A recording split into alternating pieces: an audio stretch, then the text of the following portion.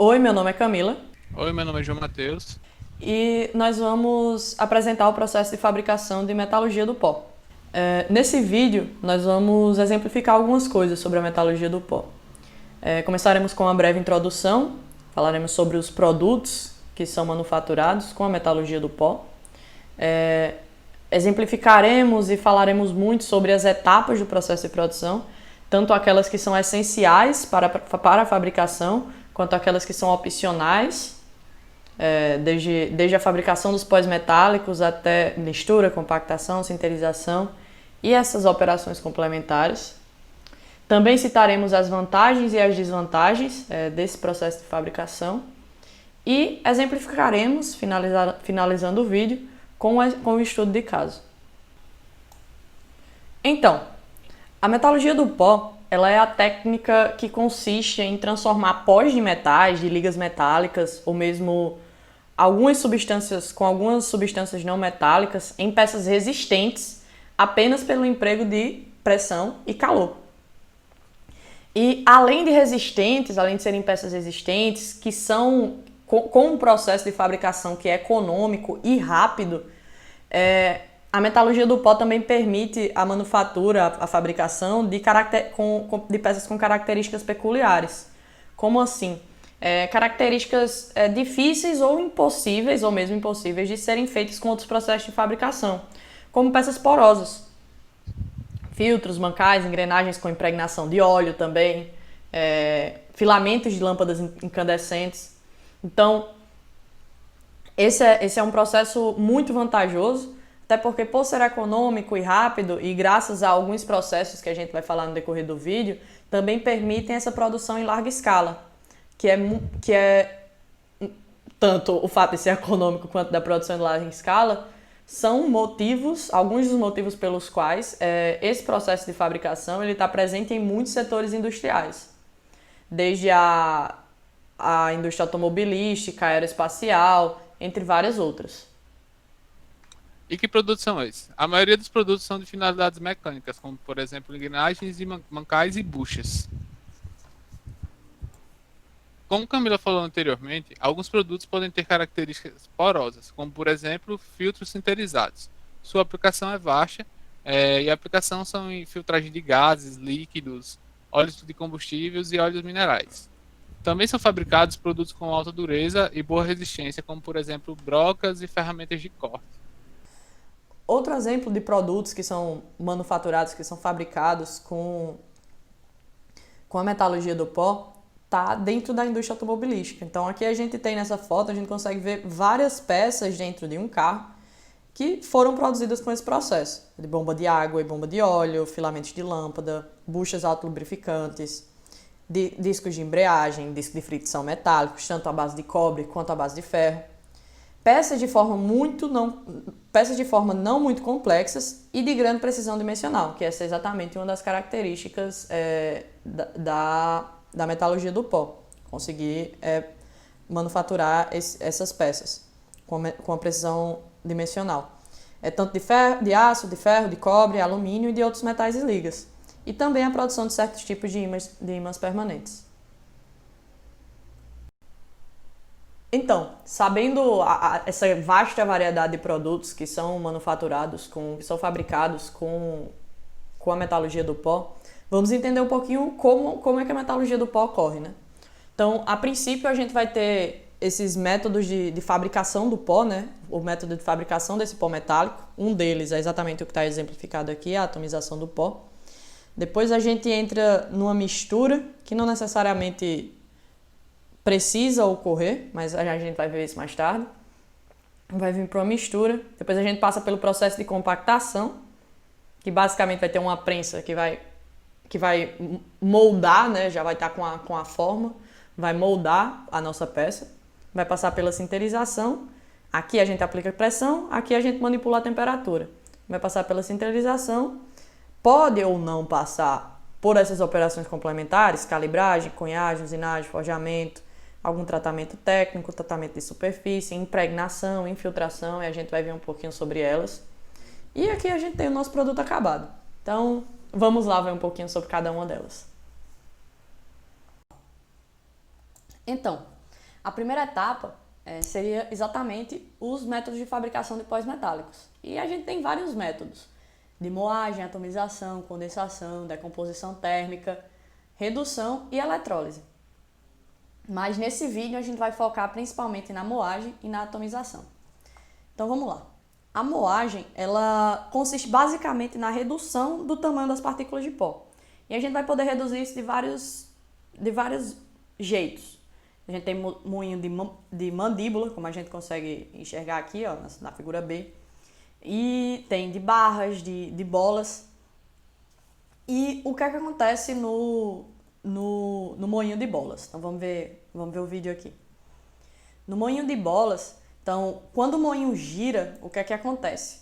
Quando o tambor gira, as esferas elas vão chocar umas com as outras.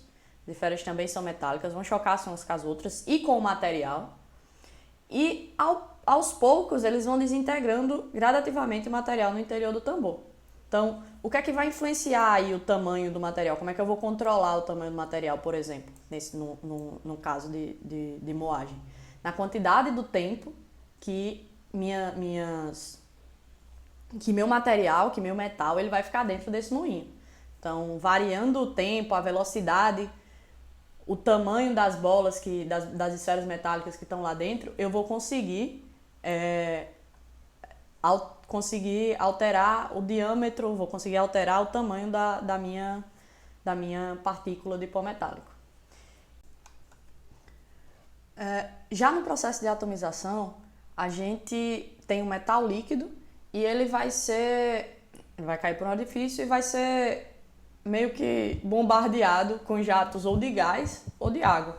Como a gente tem aqui na figura tanto C quanto D. Tem um metal líquido, eu jogo gás ou água, e o resultado é exatamente meio que um spray de pó metálico caindo. No caso, no caso com gás, eu vou ter somente o pó, né? E no caso com a água, eu vou ter a água e eu vou ter o pó metálico, que depois eu consigo fazer a separação de uma maneira bem fácil. Então, vamos ver aqui um vídeo que vai dar para entender melhor.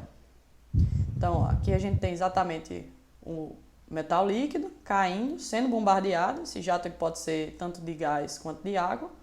E no final eu tenho a deposição exatamente do pó metálico da maneira que eu desejar.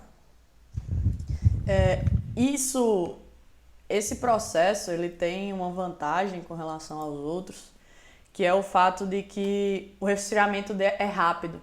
Então, como o resfriamento é rápido, eu consigo alguns benefícios microestruturais da solidificação rápida, que são minimização de segregações, homogeneidade composicional e uma estrutura refinada.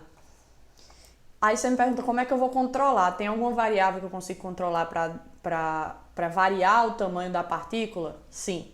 Então, o tamanho e as formas das partículas, eles podem variar na espessura do filete do metal, o líquido que está caindo, na pressão da água, do ar ou do gás, e na geometria do conjunto de pulverização ou tipo da atomização, entre outros. Tipo gás ou água, ou qual gás ou qual água, eu consigo variar isso também.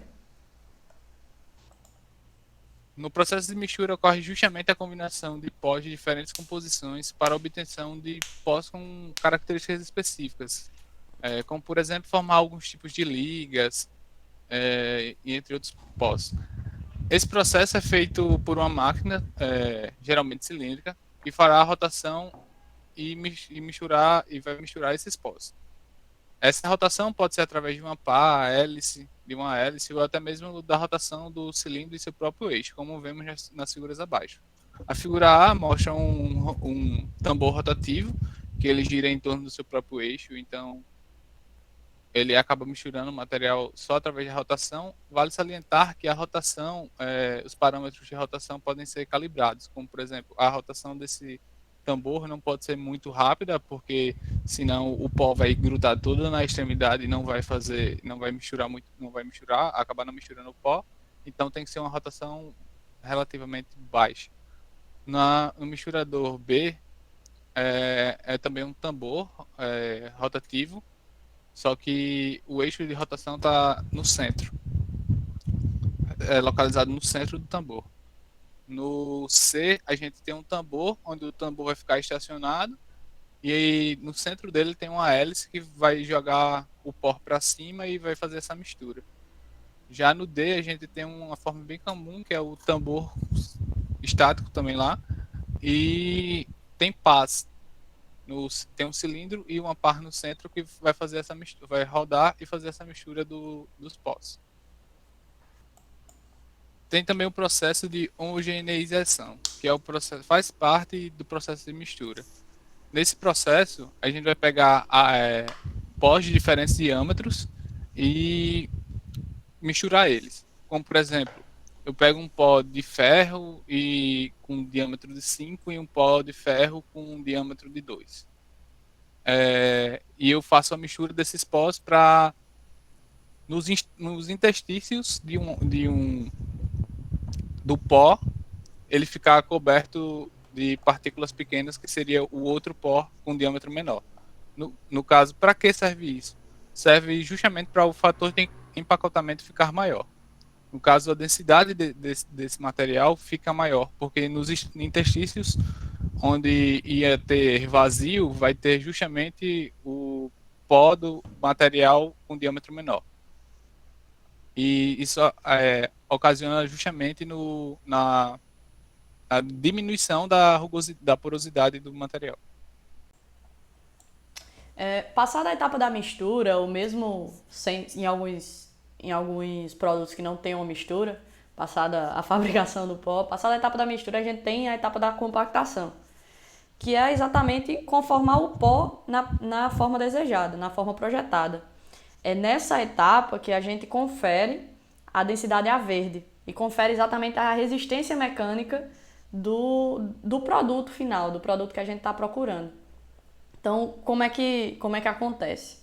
Eu tenho um enchimento de uma cavidade matriz, ou seja, eu vou encher uma cavidade com pó, eu vou abaixar a punção superior na matriz, ou seja, essa prensa mecânica que vai aplicar entre 70 megapascal e 700 megapascal, e vou aplicar a pressão, vou subir, vou subir a punção inferior e vou para a próxima peça. A gente vai ver com mais detalhe no vídeo.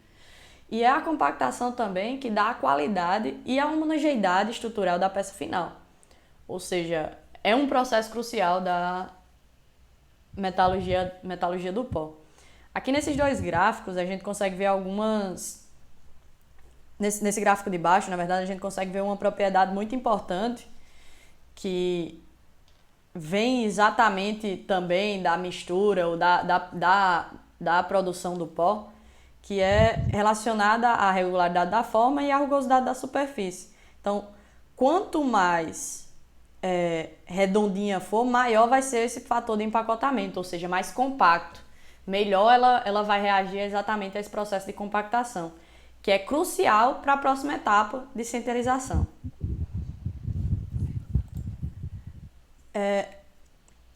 Então, o que é que acontece? Como eu já falei, a gente tem um enchimento da cavidade matriz, a gente abaixa a punção, aplica a pressão, ou seja, tem o início da compactação, a gente tem o término da compactação, apliquei a pressão por um determinado tempo, apliquei uma determinada pressão por um determinado tempo, tem uma ejeção da peça, ou seja, a punção inferior ela sobe e eu recomeço o ciclo, né? Tem o preenchimento da matriz novamente. Então vamos ver um vídeo que aí fica mais claro, fica mais exemplificado. Então aqui a gente tem um exemplo, né, exatamente o que está acontecendo, tem a punção baixando, aplicando a pressão e a peça saindo. Vários exemplos aqui que a gente consegue visualizar. Exatamente, punção baixando, aplicando a pressão e depois a peça subindo. Aqui a gente tem um exemplo de um vídeo prático, né, o derramando o pó, aplicando a pressão e subindo próxima peça. Derramando o pó, aplicando a pressão, subindo próxima peça. Então aqui eu consigo variar a pressão, consigo variar o tempo que eu tô aplicando a pressão para poder ter alguma qualidade na peça. E outra coisa que também é necessário ponderar é que muitas das vezes a pressão aplicada ela não é homogênea. Então, para ter uma... Normalmente é interessante que as peças elas tenham uma densidade homogênea.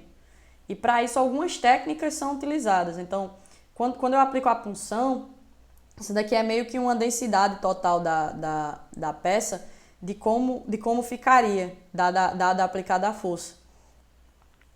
E em alguns casos, existem soluções que exatamente aplicam uma punção tanto superior quanto inferior e conseguem ter uma homogeneidade maior na densidade da peça, o que melhora N qualidades para o produto final.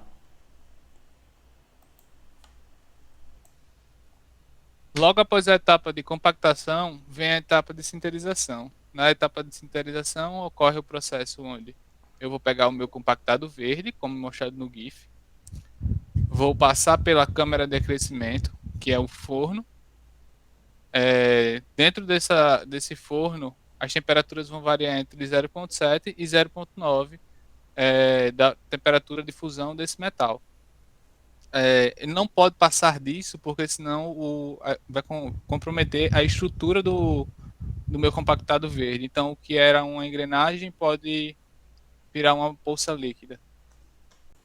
Analisando a sinterização microestruturalmente, a gente vê que as partículas de pó, nessa ligação das partículas de pó, com o aumento da temperatura, vai ocorrer justamente a formação de pescoços, que são ligações, como está mostrado na figura A, B e C, são a junção dos átomos. Então, isso é controlado, essa formação do pescoço, que aumenta a densidade do material, é controlado através do tempo que o material vai passar no forno. Nesse slide a gente pode ver melhor como funciona a sinterização. Primeiro, o compactado verde é passado pelo pré-aquecimento, depois ocorre a sinterização, onde é formado os pescoços e os átomos ficam mais grudados, e depois ocorre um processo de resfriamento.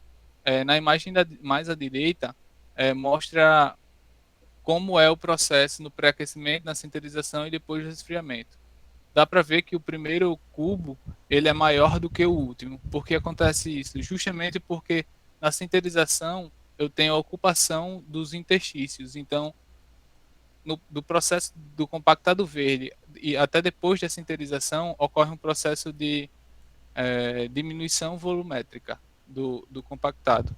Então isso é um coeficiente também que quem trabalha com esse processo tem que tomar cuidado, porque o compactado verde não é o tamanho real da peça após a sinterização. Bem, falando um pouco das variáveis que tem na sinterização, a gente pode ter essas quatro aí, como velocidade de aquecimento, que é justamente a velocidade em que eu vou aquecer até chegar ao ponto de sinterização do meu compactado verde, para ocorrer a ligação do pó. O tempo de permanência é uma certa temperatura, que é justamente o quanto tempo meu compactado verde vai passar dentro do forno para ficar mais denso e ter o produto finalizado, entre aspas. A velocidade de resfriamento, que é um processo que a gente vai falar mais logo após. E a temperatura, que é o processo, como a variável chave dessa etapa, né, da sinterização. Que é aí onde eu vou controlar a temperatura para atingir certo ponto de fusão do material. Ou chegar perto desse certo ponto de fusão, no caso. Então, depois da etapa de sinterização, algumas peças elas já podem ser consideradas produto e peças finalizadas. Mas algumas também precisam de algumas operações complementares, vamos dizer. Entre elas a recompressão ou a calibragem. O que é que acontece aí? É meio que uma compactação, só que depois da sinterização. Então eu pego de novo a punção e pressiono a peça no molde novamente para garantir que está numa dimensão precisa. Normalmente é utilizado para peças que precisam de uma dimensão muito precisa. Já a impregnação e a infiltração, elas se aproveitam da porosidade da peça. Na infiltração, não, na impregnação, eu impregno substâncias como óleos, graxas, impermeabilizantes e fazendo isso eu evito a corrosão temporariamente, protegendo a peça contra a oxidação, quando eu coloco óleo, entre outros casos. Já na impregnação, eu coloco. Não, já na infiltração, eu coloco metal fundido. Na impregnação, eu coloco óleo, graxa, e na infiltração, eu coloco metal fundido para os poros, dentro dos poros de uma peça sinterizada. Já nos tratamentos térmicos e termoquímicos, eu melhoro as propriedades mecânicas, utilizando também das porosidades, só que eu opero com gás, como assim, eu meio que deixo a peça na presença de uma atmosfera gasosa. E nos tratamentos superficiais, eu faço um revestimento de zinco, níquel, cromo ou de fosfato, né? Faço uma fosfatização. Um revestimento superficial. E isso pode melhorar exatamente a resistência à corrosão. Bom, chegamos perto do final já. Vou falar um pouco das vantagens. Esse processo é um processo onde a gente tem pouca perca de material, porque o pó é reaproveitado. Então, o pó que eu utilizei em uma peça, eu posso só puxar de novo e usar em outro compensado verde.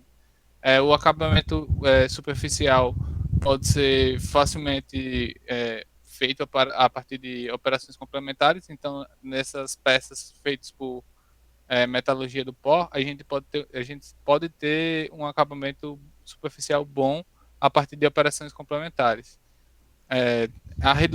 Existe a redução de eliminação de operação de usinagem, então a gente não precisa de usinagem nas peças. É fácil de automatizar, porque eu posso colocar tudo isso em uma esteira e o processo vai se repetindo. É possível a criação de ligas metálicas para materiais mais resistentes com características específicas de ligas metálicas, onde em outros processos eu não consigo obter isso. E são produtos exclusivos da metalurgia do pó. Bom, e falando sobre as limitações, grandes peças feitas por metalurgia do pó não são bem, não é o processo mais indicado para fazer grandes peças no caso, porque eu tenho um alto custo de uma matriz grande e meu maquinário tem que ser todo próprio para aquilo. Então, peças são relativamente pequenas, até 15 quilos. Eu tenho dificuldade de produzir também algumas formas geométricas das peças. No caso, como mostra a figura do lado direito, um furo transversal, um esférico interno. Então, geralmente são peças bastante simples, em 2D ou algo assim. Juba. Vista toda essa parte teórica e tendo entendido basicamente muito sobre metalurgia do pó, vamos ver a prática, né? Um estudo de caso sobre bucha autolubrificante. Bucha autolubrificante é um componente mecânico muito utilizado para suporte de eixos. Então, como é o processo de fabricação? Partindo do pressuposto que a gente já está com pó, então vai passar por uma mistura, já que a gente vai utilizar pós de ferro, grafita, cobre e chumbo. E passada pela mistura, a gente já tem a bucha prensada, né? A gente passa pela etapa de compactação, vai passar pela etapa de sinterização. E com a bucha sinterizada, a gente passa pela calibração, ou seja, pela recompressão. Tendo a recompressão e com a bucha calibrada, a gente passa por uma inspeção dimensional. Ter certeza que está do jeito que a gente quer, já que a precisão uma dimensão precisa é muito importante para essa peça. E a gente passa por um processo de impregnação com um óleo. Feito isso, a gente tem a nossa bucha autolubrificante. Então, mais ou menos um resumão rápido de como é o processo de fabricação da bucha. Essa foi nossa bibliografia. Caso vocês queiram consultar, a gente vai deixar na descrição o link da apresentação. E nosso muito obrigada!